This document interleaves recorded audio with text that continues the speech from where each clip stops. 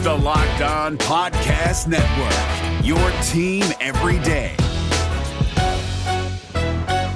You are Locked On Cowboys, your daily Dallas Cowboys podcast. Part of the Locked On Podcast Network, your team every day. Locked on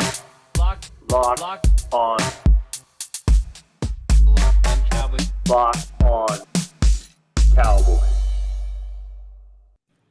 Welcome back to the Locked On Cowboys podcast, part of the Locked On Podcast Network. Thank you for tuning in. I am your host, Marcus Mosher. You can follow me on Twitter at Marcus_Mosher.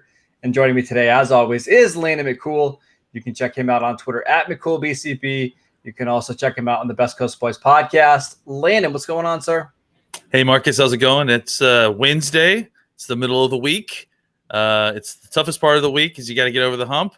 And the middle of the offensive line is what we're going to talk about today. It's the toughest part of the offensive line. You are so good at these. It's absolutely ridiculous. So the funny part is that I laugh because I always come up with them like in the intro while we're coming into this, and I'm always very self-satisfied with what I come up with. Yeah. Good job by you. All right, let's talk about the Cowboys' interior offensive line. It's a very interesting position because you've got one established all-pro guy. You got let's say an average to maybe slightly above average starter. And then you've got basically an unknown at center. So I want to start with Zach Martin. My biggest question about Zach Martin for you, Landon, isn't about his play, because we know he's an absolutely dominant right guard. Are you concerned about some of these injury things, right? He was never really fully healthy last year. Are you concerned that we're getting to the stage of his career where he's always going to be a little nicked up? I think from what we've seen with him, it's been a lot of nicks and bruises. And the funny thing is that he's never really had that so much throughout his career. He's been a pretty consistent guy. I mean, he's played, the most of the games. In fact, I think he had a little streak going for a little while of consecutive games started. It's something that happens to all players at a certain point. Mm-hmm. The father time catches up with them. I don't know if we're quite to the point yet where, you're going to expect for him to miss X amount of games like we were at a certain point with Tyron Smith, and we might still be, obviously. Yeah. So I think, it was definitely unusual last year to kind of start to see some of that creep into him a little bit and obviously miss games. But at the same time, you have to consider that you get injured when you really kind of overexert yourself. And Zach Martin was basically trying to hold this offensive line together by himself at a certain point. So I'm hoping with, a little bit more stability around him and less kind of desperation to make something happen. He can play a little bit more inside of himself and not get, nicked up as much, trying to like overexert himself, trying to, be a hero in the middle of that offensive line. I still think he's only like 30 years old, which is actually fairly young for like a guard. So let's just hope it's a fluke thing. It seems like it kind of was. I think he got hurt. Was it in the Browns game? Maybe, that sounds right. Yeah. Around then. And then he had to play right tackle, and it seemed like that messed him up a little bit as well. So. Yeah, that's something worth considering too. Is that he hadn't played tackle in X amount of years, and I don't think he had ever played right tackle. No. And so like whenever you are asked to do something that you're not normally comfortable doing, or you're asked to do something outside of your kind of normal functions as a football player, that's when the injuries happen, right? And whether it's Zach trying to exert himself too hard to try to be a hero on that offensive line, or having to play a right tackle position that he's not normally playing, or hasn't played in a long time, or has very little experience in, or in this case both, right? Like it definitely could be a recipe for disaster, and unfortunately, it did end up resulting in him getting nicked up a little bit. And hopefully, that's not what's going to happen this year. Hopefully, he'll play with have a little bit more opportunity to play consistently the way he's comfortable, and that'll mean less wear and tear. All right.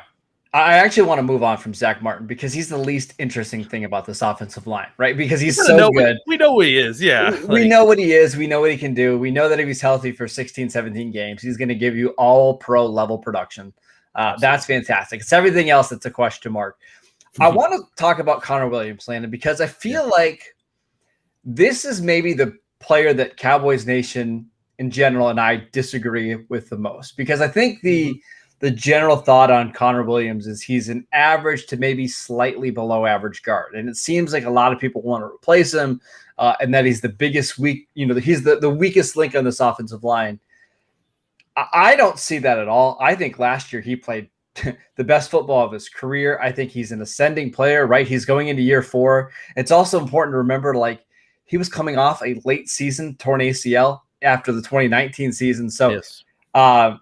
I think he's just fine as your left guard. What are your thoughts on Connor Williams entering 2021? Yeah, I agree. I think a lot of people's, got bad impression, got bad taste in their mouth by his play in week 1, when, like you mentioned, he was coming off of a shortened recovery time off an ACL injury and then having to face Aaron Donald, So I think if you watch what he did throughout the season, I think it's obvious to call him the most consistent offensive lineman on this team last year, because he was the only one who probably played all 16 games or even close to it. So, yeah. And so that's that. I think that there's something. I think his play last year was better than most people give him credit for. And I also think that there's some value for him, a guy who, ultimately was drafted as kind of the final piece of a 5-man offensive line when he came into the league. Mm-hmm. And then, as things happen, you lose Frederick and things shift a little bit. And then he comes into this year, a year where he's supposed to take this big leap. But he's coming off an ACL injury. He's got injuries all around him. All of that considered, he went through last year through a lot of adversity, and was, like I said, at certain points, the only stable piece of this offensive line, which is crazy when you think about the people that are on this offensive line. So the fact that he was able to get through that and on the other side and play the way he did by the end of the season, I'm excited to see where he is coming into this year. I mean, I think that there's an opportunity for him to kind of take a little bit of a jump, simply because he's gotten more experience. He's now a year further away from that injury. And I think that there's two ways that you're either going to sink or swim after a season like last year for Connor Williams. And I think that just based on what we saw from him last year, especially near the end of the season, he was getting better. And I think that's there's more opportunity for him to have gotten better over the offseason. And I, just based on what we saw from his, him facing adversity last year, I wouldn't be surprised if we saw him be even a step above where he was last year coming in. All right, so a couple things on Connor Williams. We talked about the ACL. He should be, 2 years removed basically from that now, so that should help. He actually just turned 24 in May, so he's still incredibly, incredibly young. The thing about Connor Williams coming into the NFL, Landon, if you remember, was a lot of people thought he needed to add weight and kind of grow into his body, right? And we knew that was going to take 2, 3, 4 years to do. We're now at that 4th year stage, right? So it wouldn't shock me at all if he does have a career year. I also want to mention our friends at Pro Football Focus, right? Like, you might not agree with everything that they post for grade-wise, but it's pretty important to note that they've graded him significantly better every season that he's been in the NFL. In 2020, he graded out as the 16th best guard in football. And you might be thinking, well, that's not great. There's 32 teams, and there's 2 starting offensive linemen, 2 starting guards for every team, plus all these guys that get injured. So if you're inside the top 15, 16, that's not bad. So, I mean, I'm going to really quickly, before we go on to somebody else, I think it would be wise for the Cowboys to lock up Connor Williams now before he has an even better season. Get some more stability there on the offensive line. Would you be opposed to the Cowboys looking to extend Connor? I wouldn't, simply, because, and we'll talk about Connor McGovern here in a second. I don't know that I don't know what your other options are at this point. I mean, other than to go into the draft and try to find another offensive lineman or maybe sign, a vet free agent that you like. So I think here's the thing. You let's say that you let that happen, right? You're hoping to find somebody in the second round that's as good as Connor Williams. Yeah. I mean, that's the truth. I think that the Cowboys, if they can afford it, they should do it. Simply because, like I said, I think they drafted Connor McGovern with the idea of having some flexibility here and maybe having some competition. I don't know that even Connor McGovern is going to be competing for a starting job at training camp. I mean, I think it sounds like Connor Williams is firmly entrenched in that job. And if that's, we'll talk about Connor McGovern, but I think it's more likely he's competing for the swing spot than a starting spot, right? Yeah, I agree. And I think that shows you kind of where they think Connor Williams is. And so, yeah, offensive line is a position that is clearly not so easy to find and not so easy to develop. And if Connor Williams is willing to take a kind of a sweetheart deal before he really kind of breaks out, I think the Cowboys should jump on it simply because of the lack of quality depth of offensive line in the NFL. And I think the Cowboys experienced quite a bit of that last year after a rash of injuries. So, yeah, I certainly am not opposed to it. I think that, like I said, I expect him to maybe take a step this year. So signing him before he does and shows that probably wouldn't be the worst idea. And, it gives you a little bit more kind of long-term security on this offensive line when you look at La'el Collins, you look at Tyron Smith, and right now you don't really know exactly what their 2 to 3 year plan is. Right now, we're just hoping to see what happens for this season. Signing Connor Williams would give you kind of a little bit more stability, and a guy that potentially, if you needed to, in a pinch, you could swing him out to tackle. You can swing him back out to tackle and play him there if something happens with La'el or Tyron Smith. So, I like Connor Williams. I like that he's developed and he's gotten better every year, like you just mentioned. And I think the fact that he has some versatility to his game, like Zach Martin, in the sense that he's played tackle before. He knows. But I think that has value as well. And if the Cowboys re-signed him, I wouldn't bat an eye. All right, using over the cap's valuation, you tell me just really quickly before we go into break, which one of these players you would take at this amount of money? Connor Williams at $8 million a year, Randy Gregory at $10 million, or Michael Gallup at $12 million? I think I have to see how the season plays out a little bit more, because what a cop out.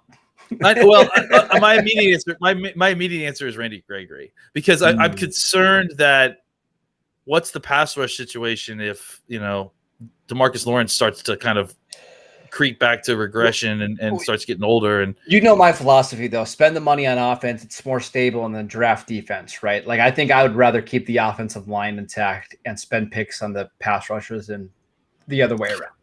I understand that to a certain degree, but I also think that the other aspect of that is how easy is it to develop these positions. And offensive line and defensive pass rusher, I think, are similar in that it's harder at times to kind of just pop them in and have success. So, I think it's not easy. Like I said, my initial thought was Randy Gregory, just because of the lack of defensive pass rush talent necessarily we would have at that point. But I mean, I could certainly be talking to Connor Williams at that price. All right, let's take a quick break so I can tell you guys about Bet Online, the fastest and easiest way to bet on all your sports action. Baseball season is in full swing, and you can track all the action on Bet Online. Get the latest news, odds, and info on all your sporting needs, including MLB, NBA, NHL, and UFC. Before the next pitch, head over to Bet Online on your laptop or mobile device and check out all the great sporting news, sign-up bonuses, and contest information. Don't sit on the sidelines anymore, as this is your chance to get into the game as teams prep for the runs of the playoffs. Bet Online, your online sportsbook experts. I saw you watching golf yesterday, Landon. I'm sure you were using Bet Online to place your wagers, right? I was making huge wagers on whether or not, was it Aaron Rodgers that was playing golf yesterday for some reason? Former Packer quarterback. Beat Tom Brady. Yeah, former Packer Aaron Rodgers. I'm shocked that people got fooled into watching golf yesterday. That's it's not fool. I thoroughly enjoyed it. I thought it was great. All right, we're not talking about that, though. We're talking about interior offensive line, and I want to talk about Tyler Biadasz. Another Wisconsin guy. Tyler Biadasz had a very up and down rookie season. I thought at times he looked really, really good. There was also some games in which he struggled. So entering year 2, it appears that Tyler Biadasz is the clear-cut starting center for the Cowboys. How do you feel about that? Your description of his season is a lot like my description of my golf game, ironically enough. I think I think going into the season, we had hoped and anticipated that Tyler Biadasz would find a way to take that job from Joe Looney early. I think we all like Joe Looney and think he's a personable guy. Mm-hmm. He served an admirable job at center when Frederick went down at certain points early on with the syndrome, Guillain-Barré syndrome, and I think that. But the thought process was when Tyler Biadasz got drafted that hopefully he would be able to earn that spot and be an improvement, at the starting center position going into last year. Mm-hmm. COVID happened, OTAs happened. That didn't quite, get developed the way that we all had hoped and anticipated. But opportunity still knocked for him a little bit later in the season as injuries started to pile up, and he got in, and I think that he played admirably. And then as he was playing more and more, he was playing well. Yes, he was, and he clearly started to kind of the light switch came on for him, and he seemed comfortable with what he was doing, and at least with what they were asking him to do, it didn't feel out of place. And I think we don't really know, how much in charge he was of making line calls versus Dak, and it wasn't Dak, it was Andy Dalton at large portions. But I think that the point is that. The initial aspect of getting him on the field and getting him comfortable playing in an NFL game, that part's done. Now it's about him becoming more of a student game. Center is such a cerebral position. You have to know the calls. You have to know the alignments, and how you're blocking it up in the run game. You got to know how to assign jobs in pass protection and know all the pass protections, obviously inside and out, and know how to make all the adjustments. So. There's certainly a mental aspect to this game that he's really going to have to get a grip on, and that's not to say that he has it. That's just the reality of the position. So the fact that he got some opportunity to get some snaps last year, I think, was good for. Again, just the physicality of knowing what the speed is like, knowing what the physical requirements are for you to be able to function on an NFL field. And then that helps him kind of set his offseason strength goals and speed goals, that sort of thing. And then the other aspect for him, again, is a lot of study. And I, you heard it, I think, in an interview with him, when they were interviewing guys during minicamp, that he spent a lot of time this offseason with Dak, which is great. He spent a lot of time over at his house and just kind of, they would talk about how they view things and how they see things. And that's really, really important because if you remember, the conversations that Frederick and Dak and Frederick and Romo had, it was all about making sure that the quarterback and the center both saw the defense the same way so that the line calls got made correctly. So Biadasz has got a lot on his plate this offseason. And I don't think we talk about it enough because I think it's it's a foregone conclusion that he's coming in as the starter, and I think that it is a foregone conclusion that he'll come in as the starter. Yep. But I do think that we should also recognize the difficulty that it is to kind of step in as a year two player and starting an offensive line like this. Again, you need to provide some context here for Tyler Biadasz. The reason why he fell to the end of the fourth round was due to an injury, right? Yeah, and there were some concerns that he might not be able to play right away, right? Well, the Cowboys had a shortened training camp. They had no preseason, and then Tyler Biadasz has to come in and play. And then when he did play, Landon, I believe he had 6 starts. I'm looking at it now. Here's the quarterbacks that he played with. Dak, Andy Dalton for a half, Ben DiNucci, Garrett Gilbert. That's right. He was there for the Gilbert game. So it was all, basically playing with 4 different quarterbacks and playing with guys that are rotating in and out at guard and tackle next to him, plus going up against some pretty good defensive lines like Pittsburgh and some Arizona. A lot was going wrong for Tyler Biadasz, and yet I think he still kept his head above water for the most part. I think he is somebody who could take a monster leap in year 2, just because it seems like things have settled around him a little bit. Like both guards are coming back. The tackles are coming back. He's coming back with a quarterback that should help him a little bit more. He's going to get significantly more snaps in practice and in preseason. I just think we're in for a big Tyler Biadasz season. And frankly, the Cowboys need him to be really good. Yeah. Like if this offense wants to be top 2 or 3, they're going to need the interior of the offensive line to be good, and they're going to need Biadasz to be good. Yeah, and I think you put in even better context there. And if I remember correctly too, he started a couple games and then Joe Looney got healthy, and I think they swapped them back, didn't they? Well, remember there was a game just to show you how ridiculous their season was. Tyler Biadasz got hurt. He pulled his hamstring like walking. That's right, in practice or something. Yeah, no, it was walking. they were ready for the week, and he was walking to the like out of the tunnel onto the That's field. what it And he was. pulled his hamstring. I Couldn't play thought that it was like the last rep or so. It was something dumb, but yeah, I was walking out of the tunnel. That's right. So like you have your starting center get hurt as you're about to take the field. I mean, it was just a disaster season for so many different reasons, and that kind of sums it up. I want to talk about some of the reserves that the Cowboys have on this team because it's it's very important that they have some quality depth. But before we do that, I want to tell you guys about Built Bar, the absolute best tasting protein bar out there. It's hard to even explain it. Real chocolate with amazing flavors. It's just a great combination of low calories, high protein, and low sugar with no crazy additives. Best of all, they taste absolutely fantastic. Go to BuiltBar.com and use promo code LOCKEDON and you'll get $10 off your next box at BuiltBar.com. All right, Landon, we're going to take like a minute on each one of these guys. Connor McGovern, entering year 3, only played a handful of snaps last year. What are you expecting from McGovern? I really have no idea, honestly. I mean, I think, what we saw last year was okay at times, but he played like he was a rookie. I mean, he has some natural talent, but I saw a lot of waist bending. I saw a lot of technique stuff that felt like it needed to kind of be cleaned up. I think that he has upside that could make him a starter. I mean, I think it's not all there, and he's had such a disjointed career so far in these 2 years. I mean, obviously, basically getting a red shirt his rookie year, and then last year kind of just being still kind of dealing with injuries, and then kind of being yo-yoed in and out of healthy, and then finally getting some playing time and kind of playing okay.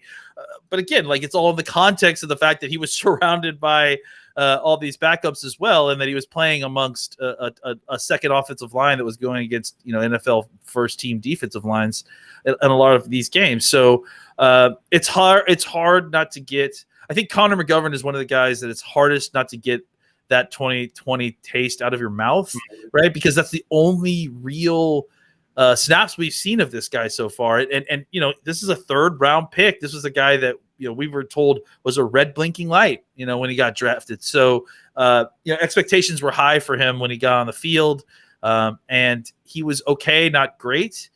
And I think that there should be an expectation of a jump this year. And if there isn't a jump coming into this year, I think you start to have some concerns about whether Connor McGovern is really going to kind of be the sort of player that you had hoped for when you drafted him in the 3rd round.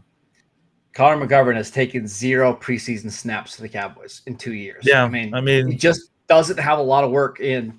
Basically got hurt right away in 2019 in training camp, so missed all of that training camp. Then again, Cowboys had 9 training camp practices last year, and who knows how many he even practiced then. So yeah, he's a big unknown. I think there are some encouraging things about him. Like I think in the Minnesota game, he played pretty good.